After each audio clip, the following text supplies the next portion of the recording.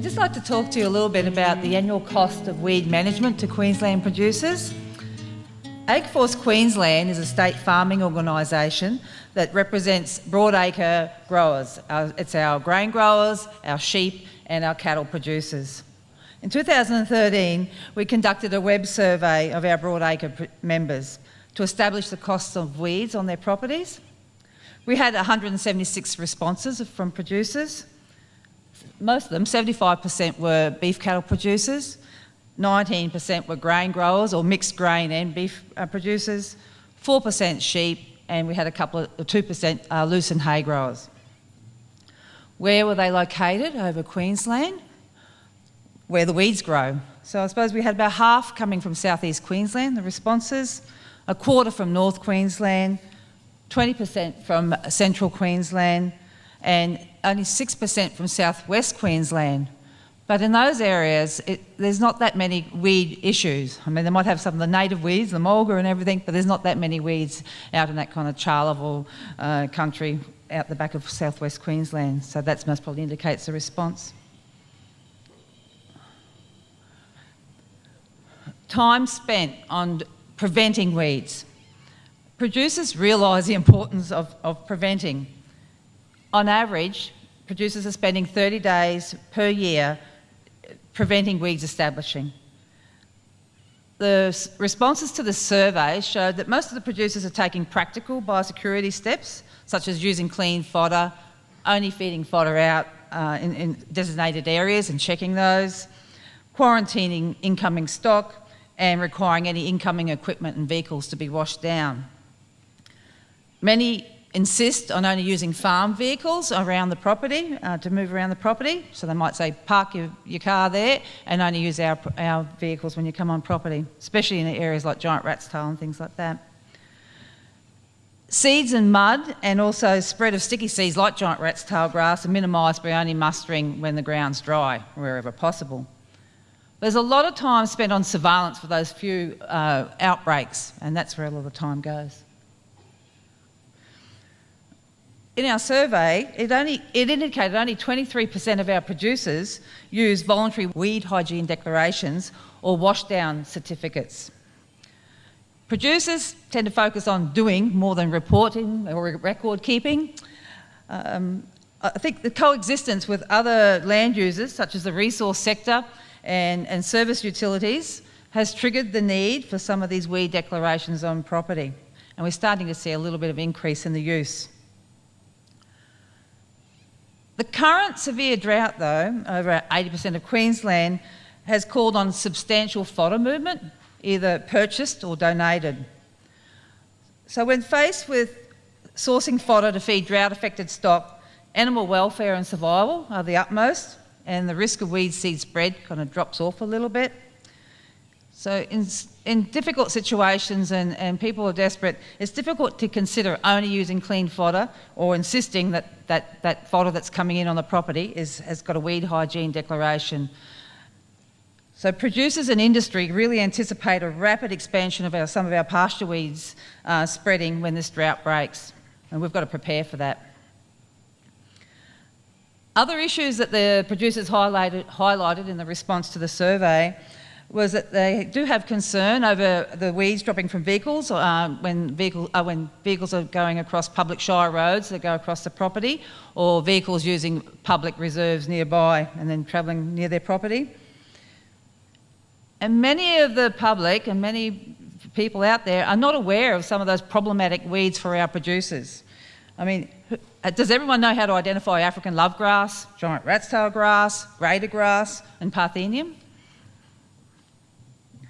With the increasing risk of plant and livestock diseases to our agriculture and the growth, especially of the coal seam gas industry across Queensland, it's triggered many producers into more action and thinking about biosecurity preparedness.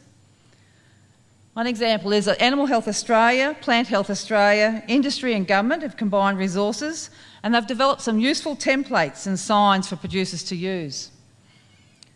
The Farm Biosecurity website and the Livestock Biosecurity Network have a whole range of these user-friendly templates for producers and information. And of course, Biosecurity Queensland and many other resources do have a lot of information about weed identification and control. Now getting down into the nitty-gritty values, the on-farm cost of weed management. The take-home message today, when we surveyed or got the responses from 176 producer members, predominantly beef cattle producers and grain producers and a few sheep producers, it showed that they are spending on average $44,400 per year on weed management. This is major annual expenditure, considering the return on investment is low. I mean, even considering today's good cattle prices, that's about the sale of at least 30 head of cattle or more. We found some regional differences though. There are additional costs for the North Queensland producers because they were dealing with woody weeds such as prickly acacia and rubber vine. There were two producers that indicate they were spending more than $200,000 per year on doing prickly acacia and callitrope.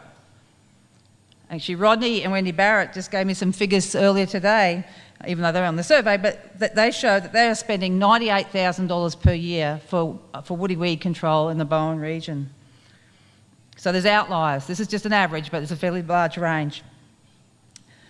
Treating invasive pasture weeds, such as giant rat's-tail grass and in southeast Queensland and central Queensland, that added another $16,000 to that annual weed expenditure. A few of our grain growers are dealing with weeds such as flaxleaf feebane and herbicide-resistant feather-top Rhodes grass. They're spending at least $60,000 to $100,000 per year on weed management.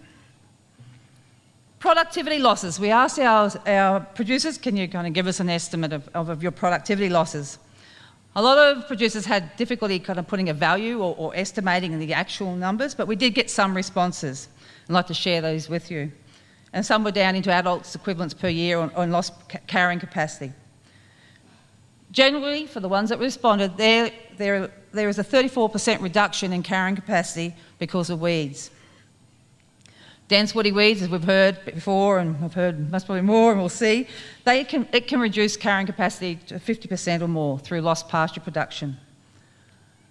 And the scary thing, things like giant rat's tail grass and lipia can totally dominate paddocks and just exclude all the grasses, and 100% loss of carrying capacity. And some people have had to just move away from their blocks. So bring on the GRT work, John, and the fertiliser. That looks exciting. You might save some people. Weeds, we said, weed prevention, 30 days a year on average. On top of that, weed management, if you've got established weeds, is costing people another 47 days per year in doing that type of work. There are regional differences again. Of course, North Queensland, more woody weeds, bigger areas. They're spending 53 days a year on average running around managing their woody weeds. The other regions in Queensland still up there.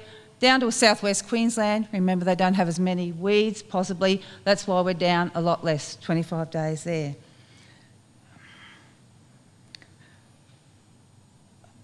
On top of,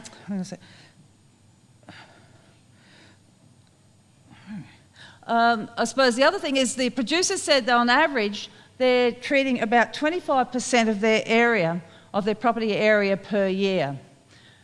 We have a range of property sizes, as you well know. Southeast Queensland, smaller property sizes, they're still treating about 25% or 30% of their property every year. As we all know, you can chip off what you can and you go back and manage it, or that's the area that they're getting around each year. North Queensland producers, the ones that responded, their average was about over 22,000 hectares. They're still treating about 2,000 hectares a year, and that also most probably factors in the time too. Most probably takes a bit longer to get around 2,000 hectares than 450 hectares. Depends on the weed and the intensity of the weed. Once again, there's a little bit less time in southwest Queensland. We asked our producers, what are your main weeds of concern? We had a response of about 75 different weed species, and it depends on your region and commodity as to the main weeds that affect people. This is a list from the Graziers. It's a bit different to the Graingrowers, I'll show you soon. So what we see here is, for our Graziers in the North Queensland, we're seeing predominantly our woody weeds as their priorities, Parthenium as well, but most of our woody weeds. And we transition through central and southeast Queensland. We start to get some of our grasses, giant rat's tail grass, African love grass, some of the Parthenium, some of those issues. Still some woody weeds. Moving towards southwest Queensland, we start to see some of our cactus and succulents becoming their main weeds of concern, mother of millions and some of our cacti, Graziers cactus. It's interesting to note Graziers cactus coming up as a weed of concern, and the top 5 weed of concerns when we look at all our responses here in central Queensland and southwest Queensland. After the late 1980s, this pest cactus was very low in density. I think 2% of the area of Queensland affected. It was due to the staff from the Department of Lands. It was the Graziers Cactus Eradication Scheme. They had staff going out moving a biocontrol agent, a little mealybug, around the state to try to effectively control that Graziers cactus. Before that, it was very thick. It was like the photos we saw earlier today from John. After the 1980s, the government said, well, we've spent enough, it's down to very low density. We're handing the responsibility back to landholders to continue to spread that little fragile mealybug from clump to help it to distort the growing tips. You know, landholders take over now, you can manage it. No or limited timely action happened by landholders. And it has resulted in a resurgence of Graziers cactus starting to come back 30 years after a very successful program. Message: weed management needs years of follow-up and surveillance, and never let your guard down. So pest cacti and some of the toxic mother of millions are a really big problem coming through in the southwest. And I've recently fielded some phone calls from producers quite distressed. The few stock they've got left, mother of millions is flowering at the moment, most toxic time, and they're losing stock. It's very, very difficult. So that's some of the issues we face. For our grain growers, as I say, AgForce represents grain growers, they've got a different caboodle of weeds. But just for information, they're weeds of concern: feather-top rhodes grass, Parthenium and flaxweed, fleabane, fireweed, barnyard grass are their top weeds of concern. We also asked the producers, what are your main weed management methods you're using out there? Once again, we've got the herbicides is still the main method used by most of our producers. Foliar applied herbicide applied by, I think, 82% of our producers. Around about the 40 or just over 40%, the soil applied residual, and also the basal bark stem injection cut stump methods of herbicides. Other common methods were as our mechanical control. We've got mechanical, blade plough, dozer, grubber or similar. Some 20% doing slashing, grazing management being used by about 40% of our producers. Our grain growers, of course, are using techniques like crop rotation and pre- and post-emergent herbicides. Most producers have moved away from fire, with only about 25% indicating that they're using fire as one of their integrated tools for weed management. Although all our producers would love biological control, there's about 15% that are using it in their weed management programs. So I suppose in summary, weeds are an ongoing major cost and concern to Queensland producers. We know that. We see the flavour of the government change in different programs and different funding cycles, but weeds are still a major cost and concern, as well as feral animals, but we're talking weeds. Prevention is necessary and worthwhile, investment and time, and established weeds create that vicious cycle of ongoing annual expenditure in weed management, and quite large expenditure, especially for some of our producers where there is marginal return on investment. Weeds reduce our profitability and productivity, we know that. Weed spread prevention requires everyone to do their bit. And we were talking about this general biosecurity obligation. Do they? Will they? Will we all do that? Will every producer, everyone out there, from our globetrotters, our fly-in, fly-out workers, tourists, contract workers, neighbouring properties, whether they're farmers, lifestyle or urban or other land users? It's a bit of a daunting task to stop that weed seed spread. Weeds cost us, our producers, time and money, and I'd just like to acknowledge just what's going into what they're putting into that control. So a question back to you. What's the take-home message? What was about the annual cost of control for weed management for our producers? Anyone remember? Yeah, around about that $44,400 was what we worked out from our survey. Thank you.